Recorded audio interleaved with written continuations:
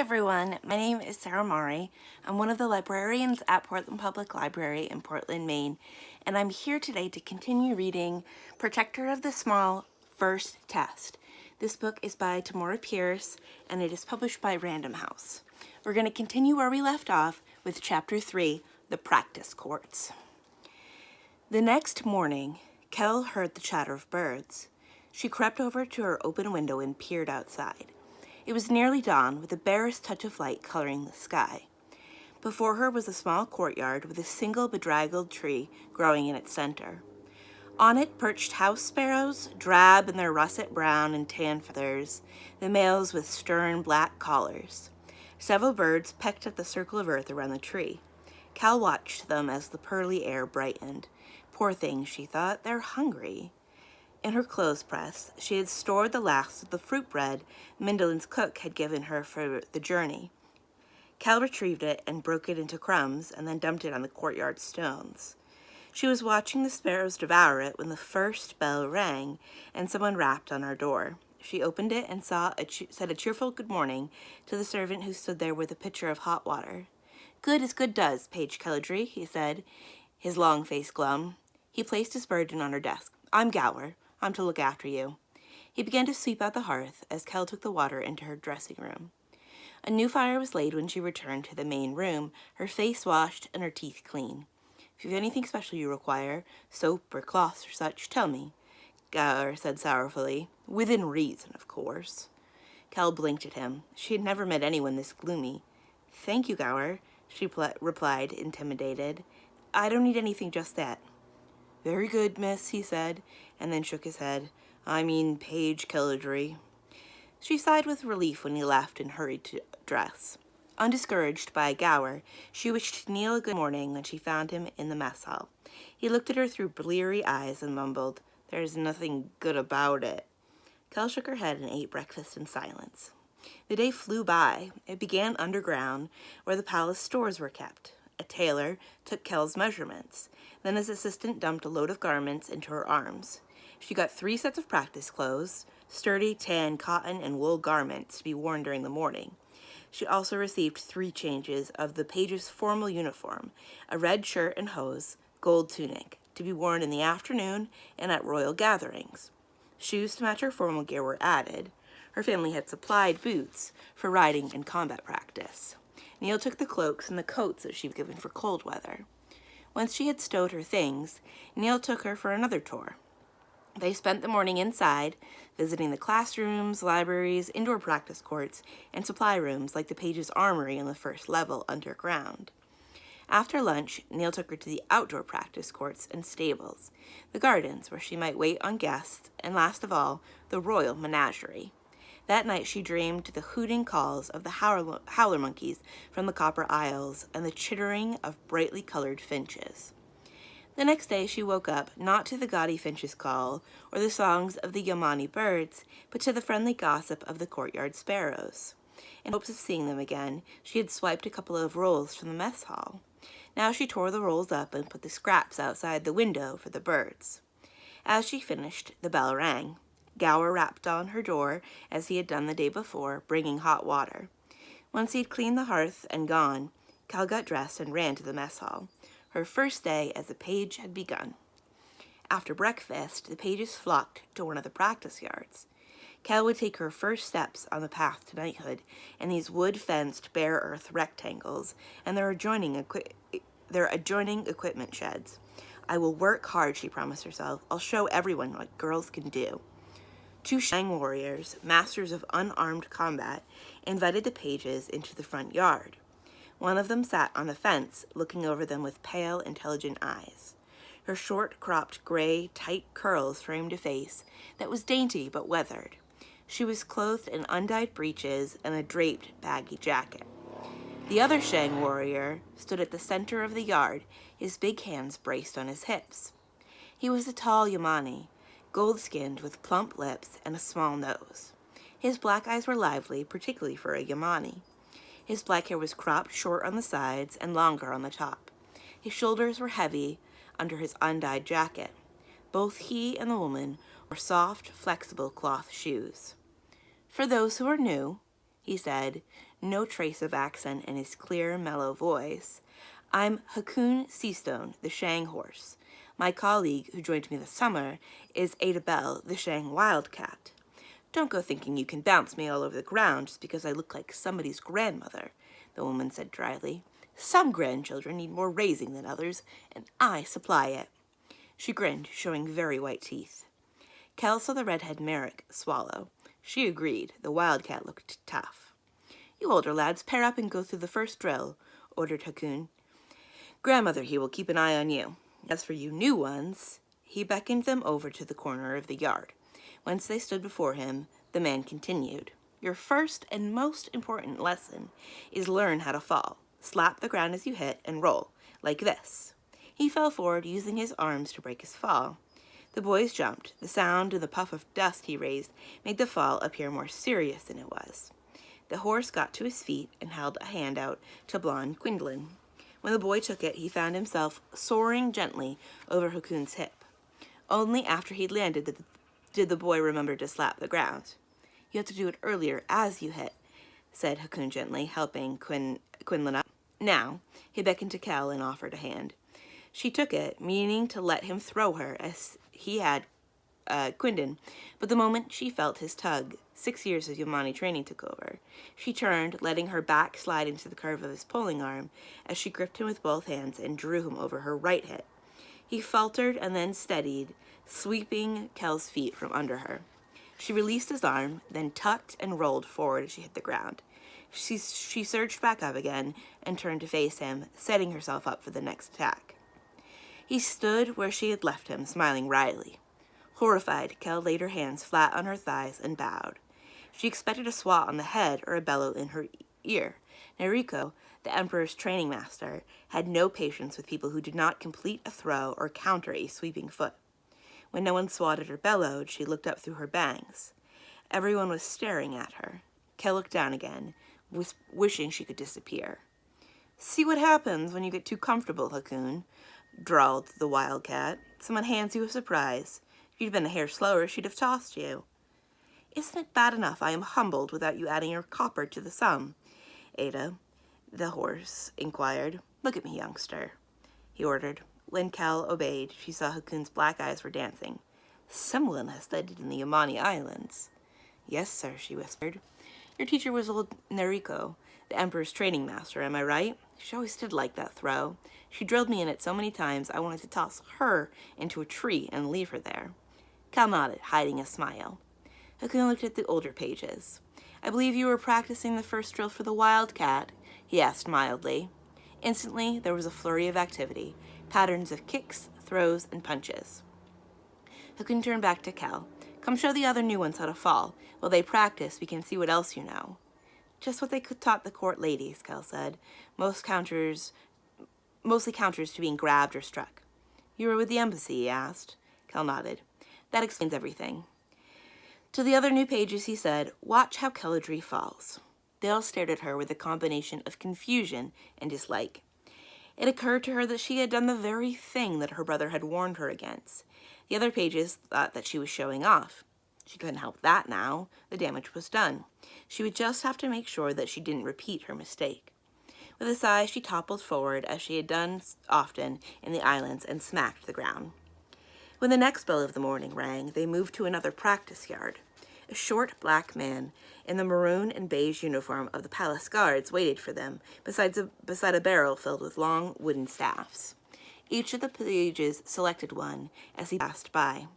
I'm Sergeant Obafem Ezeko, announced the uniformed black man in unaccented common, formerly weapons instructor to the Imperial Guard of Carthag, now serving the crown of Chortle. Lord Wilden and I will instruct you in the use of various weapons. Pair up, you new ones at the end of the line. Cleon of Kennan and Vizon of Genlith, come up here to demonstrate. Cleon was the big red-headed boy who was Esmond of Nicoline's sponsor. He went to stand beside the sergeant, spinning his staff idly in his hand. Vincent faced off with him. He was a tall, bony youth. Kell had seen him eating with the handsome Joran at supper and breakfast. Show them a high block, instructed the sergeant. Vincent defending, Cleon striking. Cleon pulled his staff back and swung it first up and then down. The blow he aimed would have struck Vincent on the head or collarbone if it had landed. Instead, Vincent gripped his staff, his hands spread wide, and raised the weapon a few inches over his head. Cleon's staff met with a loud clack.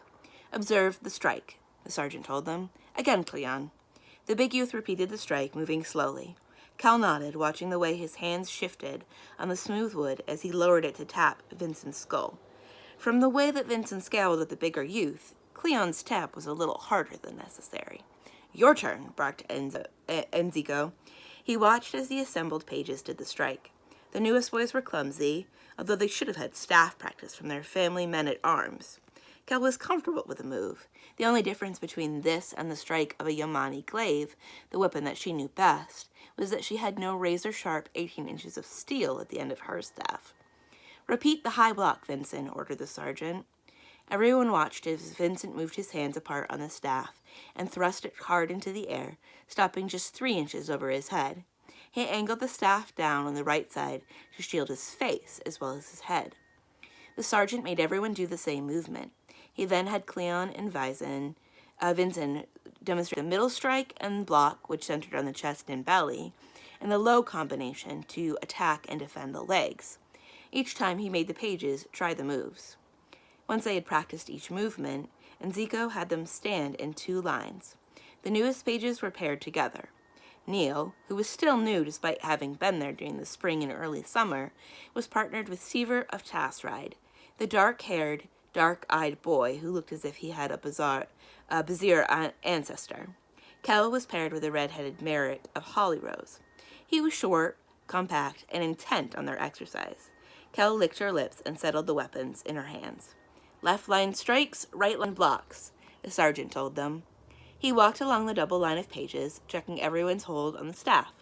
After he changed some boys' grips and nodded approval for others, he stepped back. "To my count," he bellowed.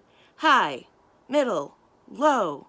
Staffs clacked as the exercise began, and wood met wood. "High, middle, low." Kell stroked carefully. Proving herself tough on a smaller opponent wasn't right, and Merrick looked nervous. The lightness of the staff bothered her. A Yamani glaive was far heavier. She knew that if she forgot she held a lighter pull, she would hit too hard. "Faster! Swing 'em!" cried the sergeant. "I want to hear wood clack. You don't master the staff, you'll never master the sword. High, middle, low." Over and over, he chanted, increasing the speed. Kell bit her lip, locking her attention on the weapon. "Ow!" someone cried, as wood struck flesh. A few moments later, there was another yelp. "Keep going!" yelled Enzico. "If your fingers hadn't been in the way, they wouldn't have gotten hit. Move them apart. The rest of you don't need me to count, do you? High, middle, low. I want to hear those staffs beat as one, understand me?" They'd been at it long enough to begin to sweat when Lord Wilden came into the yard. He and Enzico walked up and down the line of 2 pages. Lord Wilden changed Prince Roland's footing. Enzico corrected Esmond of Nicoline's grip. Wilden thrust Neil's high block higher. They reviewed and changed each boy's work until they got to Kell and Merrick. Rather than speak to them, or change the way they exchanged blocks and strikes, both men turned and went back up the line, inspecting and correcting the other boys a second time. Kell watched them go. Merrick banged her fingers as a result. When she looked at him, he glared at her. "It wasn't my fault they ignored us," she wanted to protest. But she didn't. Warriors didn't make excuses. "Switch places!" cried Enzico when he reached the far end of the line of pages. They all stopped and repositioned themselves. Enzico began the chant again. "High, middle, low." Merrick seemed to be glad to be the one to hit. His blows fell harder and faster than the count, forcing Kell to respond in kind. Their rhythm felt out of time with their classmates. Kell knew the men saw it, but they continued to focus their attention on the other pages. She kept up with Merrick, blocking his strikes easily. She had already attracted enough attention for one morning. "Enough," said Lord Wilden next. "Next," the sergeant informed them, "you will use your strikes and blocks in combination. This time, strike your partner, then block his return strike." "Change partners," added Wilden. "Older pages, pair up with the new ones, and see if you can better their speed. Come on, switch pairs." The boys looked around, trying to get to the partner that they wanted before someone else did. Unsure of what to do, Kell remained where she was. When everyone formed the two lines once again, she was facing the beautiful Joran. Seeing that Kell stared at him, Jordan smiled. Kell hid her confusion. The day before, Neil had told her that Joran thought that girls did not belong there. Now Joran was smiling at her as if she were his friend. Does he want to make amends? She wondered. Get to it, Enzico ordered. Right line starts with a high strike. Left line does a high block, then a high strike. Right line high block, then high strike. Older lads go slow with the new ones. Strike, block, strike, block. Nealon stopped flinching. If you get hit, you get hit. Strike, block, strike, block. He kept them at that for a few moments. Joran politely tapped his staff on Kell's as she blocked him. Kell then returned the hit and was blocked by Joran. They continued the rhythm easily. Switch to middle strike, middle block on my mark. Wilden ordered. Ready, middle strike, middle block, strike, King's Reach, stand still. You don't get dancing lessons till later. Enzico picked up the count. After a while, they switched to putting low strikes against low blocks. Kell relaxed. Joran was a good partner, meeting her with just the right amount of force. They traded blows and blocks easily, which gave Kell time to study him. Joran had to be the prettiest boy that she had ever seen. For all that he was older, a third-year page, he was only an inch taller, his gorgeous blue eyes nearly level with hers. He combed back his long, white blonde hair and secured it in a horsetail for the morning's work. If he were a player, Kell thought, they'd have him doing the young god Balkis Starsworn all the time. Suddenly, Joran's staff shifted under hers, sliding out of position for a block. He drove the lower end of his weapon under her guard, aiming for her ribs. Kell foiled him, stepping out of line. Back in place, probationer, barked Wilden. The exercise changed again, this time to a high strike against a high block, then a middle strike and middle block, followed by a low strike and low block. The speed picked up as well. More and more pages, not all first years, began to make mistakes. Ezekiel stood by her and Joran, yelling out the count. Kell took up the rhythm of the exercise, but now all of her senses were alert. When the pair next to them lost track of which block followed which strike, the sergeant moved to them. In the next moment, Kell struck low and felt Joran's staff glide out from under hers. He swung his staff around and up, slamming it down on her collarbone. She whipped the foot of her staff up and around her arm to deflect him. This isn't a game, probationer, snapped Wilden. Stick to the drill. Kell saw a mocking gleam in Joran's eye. So Neil was right, she thought. He isn't nice at all. Joran held to the drill, but now each block had more force behind it, making it a block and a blow. Each time he struck, he was a little closer to her. Will they yell at him if he drives me back? Kell wondered. Or will they only yell at me if I come out of line? Come on, Queen's Cove, cried Zahir, the tall young Vizier page. Stop flinching. Kell glanced over. Zahir was driving Neil out of the line of boys, his staff a blur in the air. Neil was blocking Zahir's strike, but just barely. Wilden and Ezekiel went to Neil and Zahir just as the tip of Joran's staff banged into Kell's cheekbone. He forced her backwards, striking hard. She kept her fingers away from his weapon, thinking fast. If Wilden or the sergeant weren't going to put a stop to this, she had to. She turned to the side, forcing Joran to move out of line to keep up. And turning, she discovered that the other boys had gathered around Zahir and Neil. They had formed a kind of wall in front of Joran and Kell. Neither of the teachers would be able to see what Joran was doing until they forced the pages to form lines again.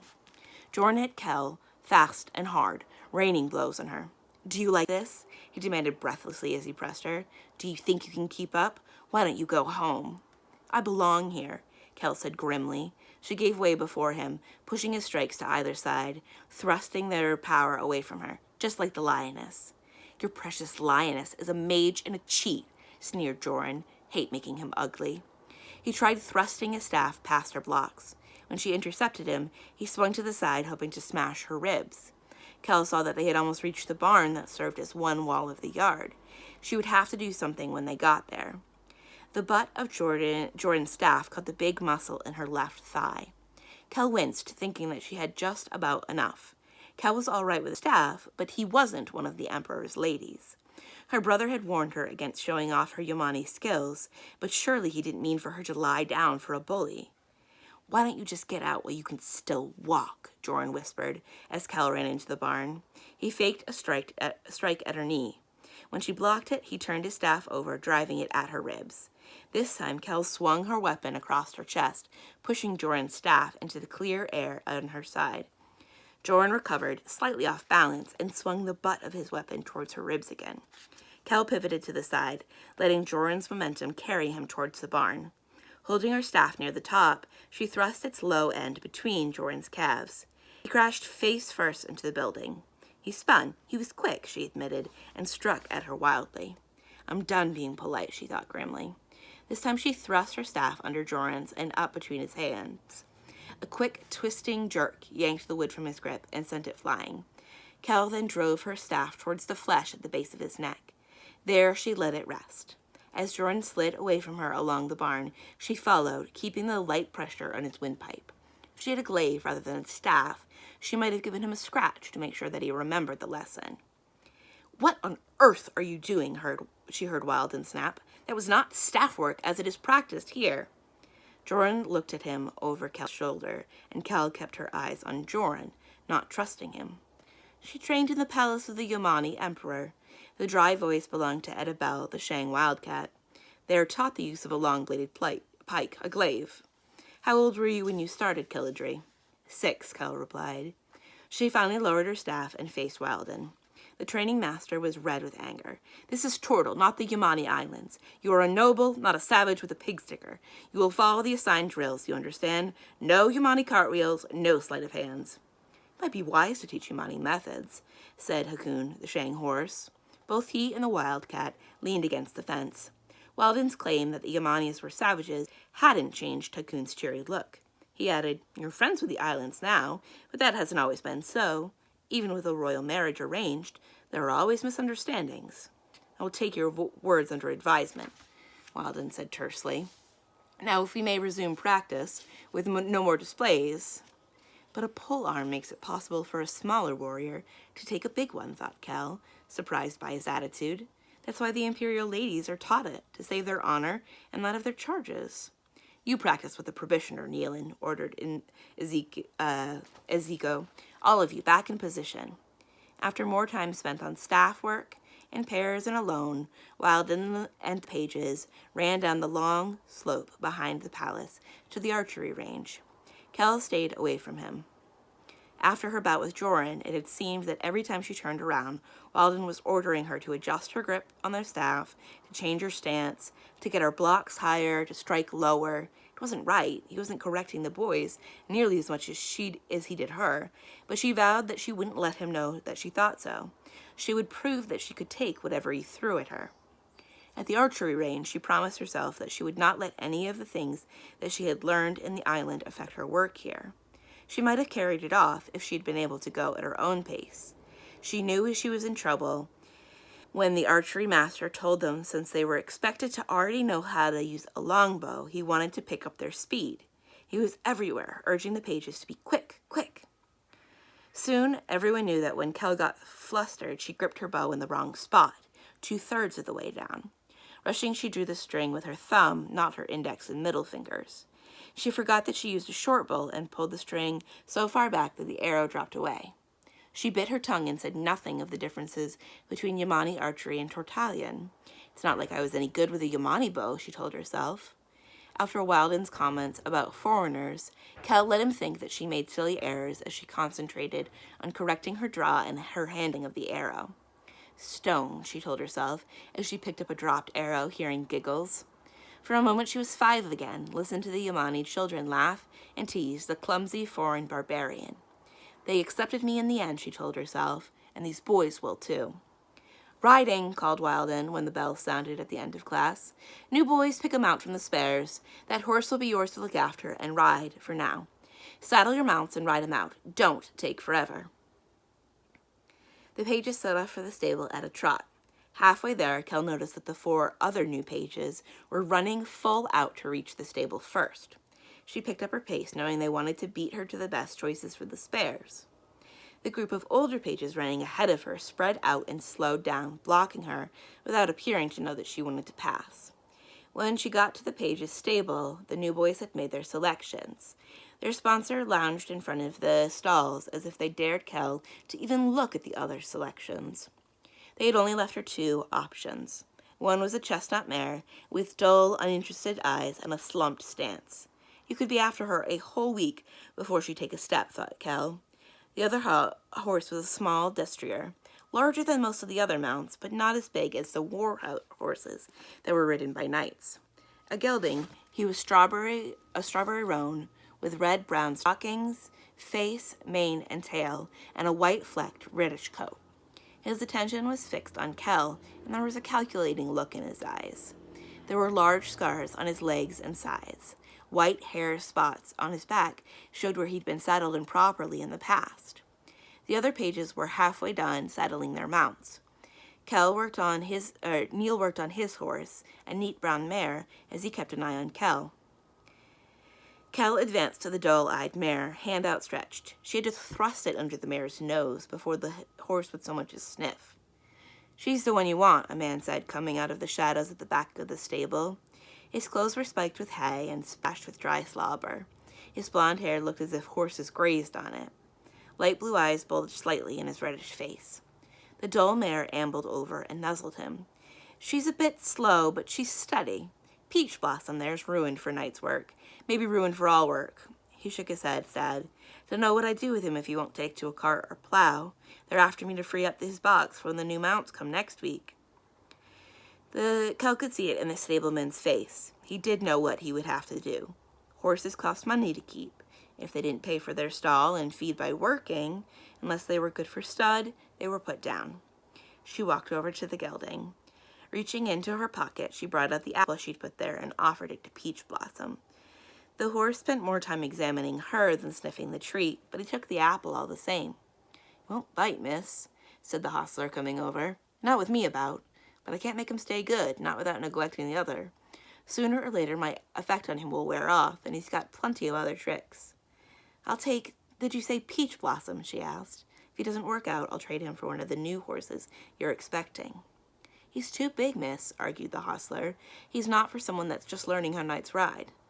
"Let me try, please," Kell replied. "I won't hurt him." "It's not him I'm worried for," insisted the man. "Have you made a choice, probationer?"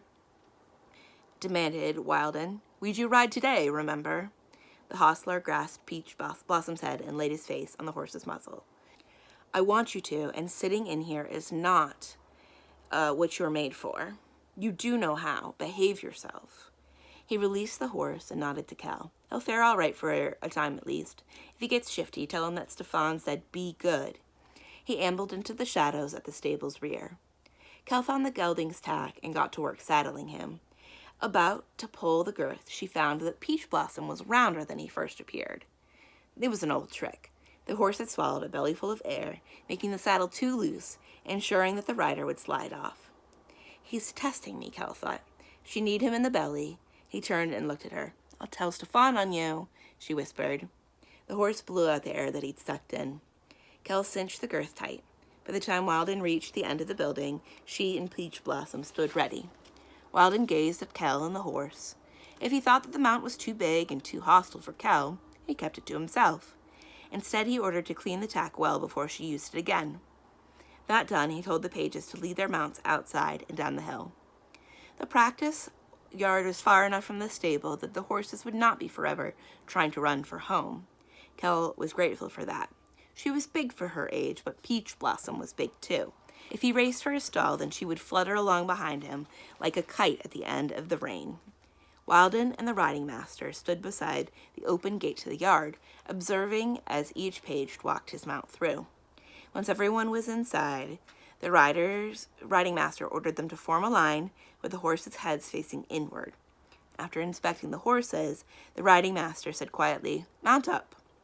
"Has anyone ever mounted down?" Kell wondered as she swung into the saddle. The moment that she settled, she thought that perhaps she had been rash. Peach Blossom's back was much wider than her pony's.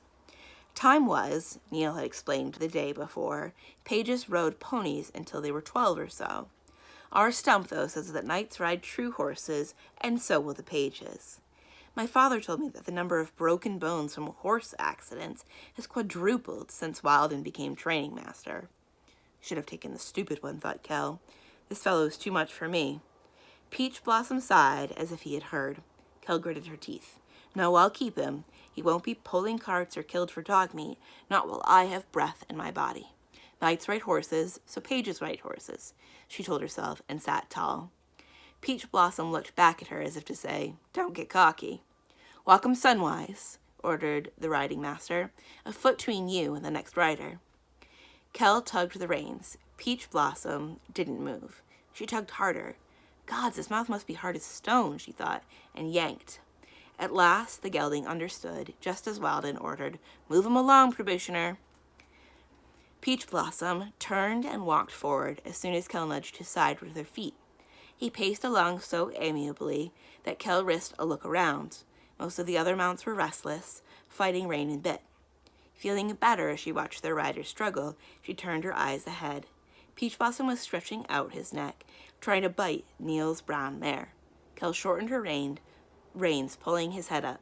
You won't fool me, she whispered. The horse flicked an ear back towards her, listening. I have nieces and nephews. Peach Blossom blew out, as if to say, nieces and nephews are all very well, but they are not me. Trot 'em, ordered the riding master. Kell kept a watch on her mount. Peach Blossom obviously could not be left to his own devices for as much as a breath. The remainder of the lesson was a series of contests between her and the tricky gelding.